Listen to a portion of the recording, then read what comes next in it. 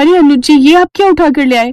वैसे ही हमारा एक कमरे का घर है, आखिर इतना सारा सामान रखेंगे कहाँ हम? रहने दे बहू, ये हमारी कभी नहीं सुनेगा।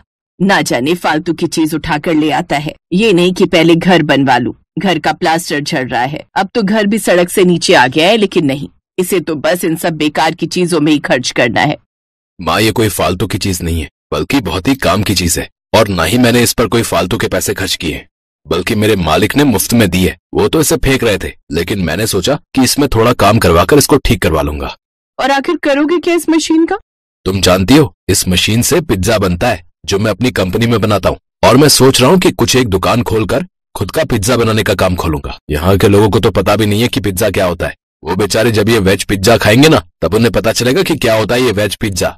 अरे वही तो कह रही हूँ, यहाँ के लोगों को पता नहीं कि पिज्जा क्या होता है, तो वो कभी नहीं खाएंगे। और अभी मत पड़ इन सब चक्करों में। और अगर तेरी नौकरी चली गई और तेरा नया काम भी नहीं चला ना, तो हमारे खाने के लाले पड़ जाएंगे। अरे माँ, तो मैं कौन सा अभी खोलने के लिए कह रहा हूँ, कुछ समय बाद। इसलिए तो मैंने रूपाली को भी कढ़ाई में ही वेज पिज्जा बनाना सिखा दिया है, ताकि कल को ये भी पिज्जा की दुकान संभाल सके। एक रोज आधी रात को तेज बारिश आने लगती है, जिससे उनकी छत टपकने लगती है। अरे ये क्या, घर में तो पानी आ गया। मेरे माइक्रोवेव को उठाकर कोई ऊपर रख दो, नहीं तो बारिश के पानी से ये खराब हो जाएगा। ये देखो, इसे तो इस हालत में भी अपने इस मुए माइक्रोवेव की चिंता सताई जा रही है। फिर अगली सुबह।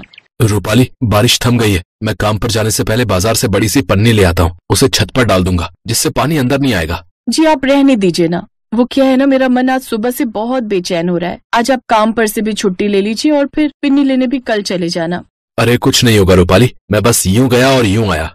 ये कहकर अनुज दुकान की ओर चला जाता है, लेकिन रास्ते में काफी पानी भरा हुआ था। वो कुछ दूरी पर चलता है कि तभी बिजली के खंभे से लटकती तार पानी में गिर जाती है, जिससे पानी में करंट आ जाता है और अनुज उसकी चपेट में आ जाता है, जिस कारण उसकी मौत हो जाती है। अनुज की मौत की खबर जब उसके घर वालों को लगती है, तो उनके पैरों तले जमीन खिसक जाती है। हाय मेरा बच्चा हमें छोड़कर चला गया, हे ऊपर वाले, ये तूने क्या किया? अरे जाने की उम्र तो मेरी थी, मेरे बेटे ने तो अभी तक कुछ देखा भी नहीं था। उसके आगे उसकी पूरी जिंदगी पड़ी थी। नहीं, इन्हें कुछ नहीं हुआ। माँ जी आप क्यों रो रही हैं? ये तो बस सो रहे हैं। अभी आप देखना, नींद पूरी होती ही जाग जाएंगे। सुनिए ना, उठिए ना, अभी तो हमें बहुत कुछ करना है। आपने कहा था ना साथ में मिलकर वेज पिज्जा की दुकान खोलेंगे और दोनों उसमें मिलकर पिज्जा बनाएंगे। बहू होश में आ, अनुज हमें छोड़कर जा चुका है और अब वो कभी लौट कर नहीं आएगा। हम दोनों को अकेले छोड़कर वो जा चुका है। इसके बाद रूपाली फूट फूट कर रोने लगती है। ऐसे कुछ दिन बीत जाते हैं। एक रोज रूपाली अनुज के लाए हुए उस माइक्रोवेव को उठाकर दुकान जाने लगती है। रूपाली बहू, तू ऐसी हालत में इस मशीन को लेकर कहाँ जा रही है? माँ जी, अब वो हमारे साथ नहीं है। अब हम दोनों गरीब सास बहू को मिलकर ही कुछ करना होगा। और वैसे भी अनुज जी का सपना था इसे पूरा करने का, तो अब मैं उसे पूरा करूंगी। पिज्जा बनाना उन्होंने मुझे सिखाया ही था, और वो भी कढ़ाई में। अब वेज पिज्जा बनाकर हम उसे गांव भर में बेचेंगे, जिससे हमें थोड़ी कमाई भी हो जाएगी और उनका सपना भी पूरा हो जाएगा। तुम ठीक कहती हो बहू, अब तो हमें उसका सपना पूरा करना ही होगा। कभी अनुज की कंपनी से उसका मैनेजर आता है। ये लीजिए माँ जी, ये अनुज की पिछले महीने की तनख्वाह है, इसे आप रख लीजिए, शायद आपके ही कुछ काम आ जाए। बहुत बहुत शुक्रिया बेटा, ये पैसे हमारे बहुत काम आएंगे। माँ जी शुक्रिया मत कहिए, ये पैसे अनुज की मेहनत के हैं। ये कहकर मैनेजर वहाँ से चला जाता है। फिर दोनों सास बहू माइक्रोवेव ठीक करवाने के लिए दुकान पर जाती हैं, लेकिन उन्हें पता चलता है कि वो तो पूरी तरह खराब है और ठीक नहीं हो पाएगा। ये सुनकर दोनों सास बहू परेशान हो जाती हैं, लेकिन रूपाली अपने पति के सपने को टूटते हुए नहीं देख सकती थी, इसलिए वो कढ़ाई पिज्जा बनाकर ही बेचने की सोचती है। इसके बाद दोनों सास बहू दुकान से पिज्जा बनाने का सामान लाती हैं। फिर दोनों सास बहू घर आकर कढ़ाई में वेज पिज्जा बनाकर तैयार कर लेती हैं और गाँव भर में बेचने चल पड़ती है। उनकी आवाज सुनकर एक औरत, क्या कहा? पिज्जा? ये पिज्जा क्या होता है? अरे बहुत ही मजेदार होता है ये पिज्जा, बबलू के पापा ने खिलाया था जब एक बार हम किसी काम से शहर गए थे। हाँ, लेकिन अब आप सबको पिज्जा खाने के लिए शहर जाने की जरूरत नहीं है। अब अपने गांव में ही आपको सस्ता और ताजी सब्जियों से भरपूर पिज्जा खाने को मिल जाएगा। वाह, फिर तो मजा ही आ जाएगा। वैसे रेट क्या है इसका? जी सिर्फ 50 रुपए। अरे वाह, इतना सस्ता। अच्छा तो लगा दो जल्दी से मेरे लिए वेज पिज्जा। हाँ, और मेरे लिए भी। उनका बनाया हुआ वेज पिज्जा सबको बहुत पसंद आता है। अच्छा, आज वैसे भी मेरे घर पर कुछ मेहमान आने वाले हैं, तो मुझे 10 वेज पिज्जा पैक करके दे दो और मेरे लिए भी 4 बना दो। आज मैं खाना नहीं बनाऊंगी, हम सब भी यही खाएंगे। फिर सुमित्रा और रूपाली जल्दी से अपने घर जाती हैं और कढ़ाई में अलग अलग तरह की सब्जियों का पिज्जा बनाकर तैयार कर लेती हैं। कुछ देर बाद ग्राहक उनके घर पर आते हैं और उनको पैसे देकर अपने अपने पिज्जा लेकर चले जाते हैं। फिर अगले दिन रमा एक लड़के के साथ उनके घर आती है। रूपाली, ये मेरा भाई रोहन है, मुंबई में रहता है और बहुत बड़ा यूट्यूबर है। इसने कल जब तुम्हारे हाथों का बना हुआ कढ़ाई वेज पिज्जा खाया तो इसको बहुत पसंद आया। हाँ, मुझे तो यकीन ही नहीं हो रहा कि कोई गांव में रहने वाली औरत इतना अच्छा पिज्जा बना सकती है, और वो भी कढ़ाई में, और वो भी किसी दुकान में नहीं बल्कि घर से ही। मैं आपकी वीडियो बनाकर अपने चैनल पर डालना चाहता हूँ, अगर आप लोगों को कोई एतराज न हो तो। भला हमें क्या एतराज होगा। बताइए माँ जी, आपको ये कढ़ाई वेज पिज्जा बनाना कहाँ से आता है? आज तक सबने माइक्रोवेव में बने हुए पिज्जा तो खाए होंगे, लेकिन कढ़ाई पिज्जा हमने पहली बार देखा है। बेटा, मुझे ये सब मॉडर्न खाना बनाना कहाँ आता है। ये सब तो मेरी बहू ने मेरे बेटे से सीखा था, जो कि एक कंपनी में पिज्जा बनाने का काम करता था। जी माँ जी बिल्कुल सही कह रही हैं। और ये कढ़ाई वेज पिज्जा भी मुझे उन्हीं ने बनाना सिखाया था। ये उन्हीं का सपना था जिसे हमने पूरा किया है। रोहन उनकी वीडियो बनाकर अपने चैनल पर अपलोड करता है। अब सास बहू का कढ़ाई वेज पिज्जा हर जगह मशहूर हो जाता है, जिससे उनकी माली हालत काफी सुधर जाती है और अब वो खुद का बड़ा पक्का घर बनवा लेती है। कुछ समय बाद अब वो खुद का रेस्टोरेंट खोलती है जिसमें पिज्जा ही बेचती है। अब वो और भी लोगों को काम पर रख लेती है। उसे देखकर सास की आंखें भर आती हैं और वो उसे गले से लगा लेती है।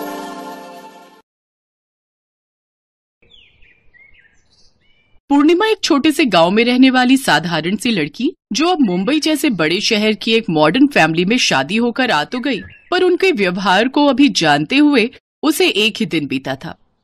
मम्मी, आपको पता तो था कि भाभी शुरू से ही गांव में रही है, आपने फिर भी विकास भैया से उनकी शादी करवा दी। पता नहीं, मुझे तो लगता है तुम्हारे बाबूजी के ऊपर इसने और इसके पिता ने कोई जादू टोना कर दिया था, तभी तो गाँव गए और इस गवार का रिश्ता लेकर आ गए। पर फंसा तो मैं ना। मेरे सब दोस्त कितना मुझ पर हंसेंगे कि मैंने शहर की मॉडर्न लड़कियां छोड़कर गांव की गवार से शादी कर ली। ये सब पापा की वजह से हुआ है। वो तो मेरे ऊपर जबरदस्ती कर रहे थे। अगर मैं शादी के लिए हाँ ना करता तो बोल रहे थे कि मुझे एक फूटी कौड़ी नहीं देंगे। अब क्या कर सकते हैं बेटा, अब तो शादी हो गई है। तभी कलावती की छोटी बहन आशा आ जाती है। बहुत कुछ कर सकते हैं दीदी, हमारे पास विकास की दूसरी शादी करवाने का भी ऑप्शन है। वैसे भी मुझे नहीं लगता ये पूर्णिमा ज्यादा दिन यहाँ टिकेगी, क्योंकि इसको तो हमारे शहरी शौक पता ही नहीं है। एक काम करते हैं, कल सबका खाना कर रहे हैं ना, बहू से पास्ता बनवा लेते हैं। इसने तो आज तक पास्ते का नाम भी नहीं सुना होगा। मौसी जी ठीक कह रही है मम्मी, हम भाभी से पास्ता बनवाएंगे। आप तो ना उनको शर्त रख देना कि अगर वो पास्ता बनाने में फेल हो गई तो फिर उन्हें मायके रहने भेज देंगे। बस फिर पीछे से हमारा काम हो सकता है। मम्मी प्रियंका ठीक कह रही है। आप पूर्णिमा के सामने यही शर्त रखो कि अगर वो कल सबके लिए पास्ता नहीं बना पाई तो आप उसे कुछ महीने के लिए मायके छोड़ देंगे। मम्मी, मुझे किसी भी तरह से उस गवार से पीछा छुड़ाना है और अभी कुछ समय के लिए तो आप उसे उसके गांव भेज ही दो। सबने मिलकर सोच लिया था कि किसी भी तरह पूर्णिमा को उसके मायके भेज कर ही रहेंगे। शाम को कलावती ने पूर्णिमा को अपने कमरे में बुलाया और बोली, पूर्णिमा, कल जो हमारे घर मेहमान आ रहे हैं उनमें तुम्हारे ससुर जी के भी दोस्त हैं और विकास के भी, तो इसलिए कल तुम्हें सबके लिए स्पेशल पास्ता रेडी करना है। तुम्हें पास्ता बनाना आता है ना? पास्ता वो मैं... क्यों, कोई परेशानी है? देखो, कल अगर तुम पास्ता बनाने में फेल हो गई और तुम मेहमानों के लिए पास्ता नहीं बना पाई तो हमारी ये शर्त रहेगी कि तुम अगले 6 महीने तक अपने मायके में रहोगी और फिर तुम जब तक सारा शहरी खाना, पास्ता, नूडल, पिज्जा, चाउमीन वगैरह वगैरह बनाना सीख नहीं जाओगी तब तक यहाँ वापस मत लौटना। अरे दीदी, पहले बहू को पास्ता बनाने तो दो, क्या पता ये बना ले और इसे मायके जाने की नौबत ही ना आए। जाओ बहू, तुम कमरे में जाकर आराम करो, कल फिर सबके लिए पास्ता भी बनाना है ना। पूर्णिमा अपने कमरे में चली जाती है। कलावती और आशा एक दूसरे को देखकर हंसने लगती हैं। अगले दिन रसोई में पास्ता बनाने की कोई तैयारी नहीं थी और ना ही पूर्णिमा की कोई मदद कर रहा था। पूर्णिमा अकेले ही रसोई में खड़ी थी। तभी उसके ससुर अपने हाथों में कुछ थैले पकड़े हुए वहां आ जाते हैं। पूर्णिमा बहू, ये लो पास्ता बनाने का सारा सामान। मैंने जो जो समझ में आया सब कुछ खरीद लिया। अब ये सब मिलकर बनाते रहते हैं तो मुझे इतना तो पता ही रहता है कि पास्ता में क्या क्या सामग्री डलती है, पर बनाना मुझे नहीं आता। ये कोशिश तो बहू तुम्हें खुद ही करनी होगी। पापा जी, आपने मेरे लिए इतना सोचा, मेरे लिए यही बहुत बड़ी बात है। पापा मुझे आशीर्वाद दीजिए कि मैं इस परीक्षा में पास हो जाऊं। बिल्कुल बहू, मेरा आशीर्वाद तुम्हारे साथ है। तुम इस परीक्षा को जरूर पास करोगी। अब समय आ गया है बहू, सबको पता चल जाना चाहिए कि हमारी बहू कौन है। सब लोग हॉल में नई बहू के हाथ का पास्ता खाने का इंतजार कर रहे थे। मम्मी, मैं एक बार किचन में देख कर आती हूँ, भाभी से पास्ता बना भी है या नहीं। वैसे मुझे नहीं लगता कि उन्होंने पास्ता बनाया होगा, वो तो देसी खाना ही बनाना जानती हैं। हाँ हाँ, देख कर आ कि आखिर रसोई में इतनी देर से कर क्या रही है। प्रियंका जैसे ही किचन में जाने लगती है, तभी वो पूर्णिमा को अपने हाथ में पास्ता सजाकर लाते हुए देखती है। पास्ते की खुशबू पूरे घर में फैल रही थी। अरे वाह बहू, पास्ते की खुशबू तो बहुत बढ़िया आ रही है। अब जल्दी जल्दी मेहमानों को सर्व कर दो और मुझे सबसे पहले देना। हाँ जी पापा जी। वैसे मम्मी जी, आपके पास्ते में ऊपर से कुछ स्पाइसेस जैसे चिली फ्लेक्स, ऑरिगेनो वगैरह ज्यादा छिड़कना है या फिर आप अपने टेस्ट के अकॉर्डिंग ले लोगे? विकास, मैंने आपके लिए रेड सॉस पास्ता भी रेडी किया है। मुझे पता है आपको रेड सॉस पास्ता बहुत पसंद है एक्स्ट्रा चिली के साथ। और प्रियंका, मैंने तुम्हारा भी अलग पास्ता बना दिया है जिसमें वेजिटेबल्स कम है। ये लीजिए पापा, आपका हल्के मसाले वाला पास्ता। मैंने सबके टेस्ट के अकॉर्डिंग अलग अलग पास्ता रेडी कर दिया है। मौसा जी ये लीजिए आपका पास्ता। मैंने साथ में और भी डिशेस बनाई हैं, वो भी आप टेस्ट करके देखिएगा। हाँ हाँ, पर तुम इतना सब कुछ।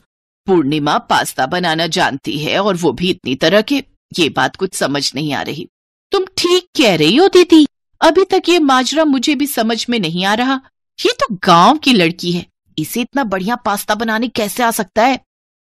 मम्मी, पास्ता तो बहुत टेस्टी बनाया है भाभी ने। इसका तो टेस्ट ऐसा लग रहा है जैसे किसी फेमस शेफ ने बनाया हो। पूर्णिमा के ससुर अपने कुछ जान पहचान के लोगों को पूर्णिमा से मिलवाते हैं। उन्हीं मेहमानों में से एक औरत पूर्णिमा का नाम लेते हुए बोली, शेफ पूर्णिमा, आपकी बहू है best chef of the year का ताज पहनने वाली शेफ पूर्णिमा। मुझे तो सचमुच तुमसे मिलकर बहुत खुशी हो रही है। तुमने जो रेसिपी अपनी साइट पर डाली थी ब्रेड का पिज्जा बनाने वाली, वो मुझे बहुत पसंद आई थी। मैंने उसे ट्राई भी किया, बहुत टेस्टी बना था वो। Thank you aunty. वैसे जब से अभी शादी हुई है तब से तो मैंने अपनी साइट खोल कर ही नहीं देखी, कुछ काम ही नहीं किया उस पर। अब फिर से कंटिन्यू करूंगी।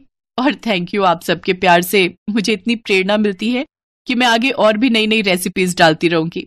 पूर्णिमा की बातें सब गौर से सुन रहे थे। सब लोग हैरान रह गए कि जिस पूर्णिमा को वो गांव की गंवार समझ रहे थे, वही गांव में पली बढ़ी पूर्णिमा अपने हुनर से बहुत सी कुकिंग प्रतियोगिताएं जीत चुकी थी और शेफ ऑफ द ईयर का अवार्ड भी उसे मिल चुका था।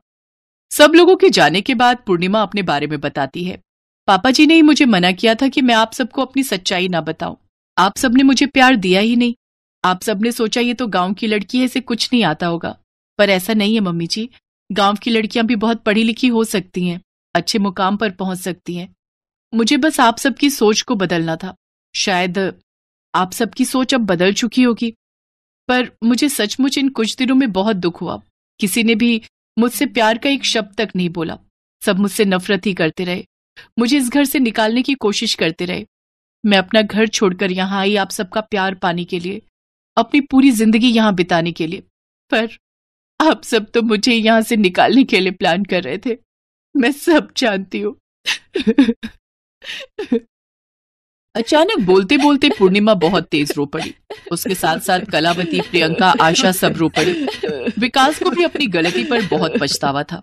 सब बहुत शर्मिंदा थे कि उन्होंने पूर्णिमा के साथ कितना बुरा व्यवहार किया। सब पूर्णिमा से माफी मांगते हैं। हमें माफ कर दो पूर्णिमा बहू, हम सचमुच बहुत गलत थे। हमने तुम्हारे साथ बहुत गलत किया। आई एम सॉरी भाभी।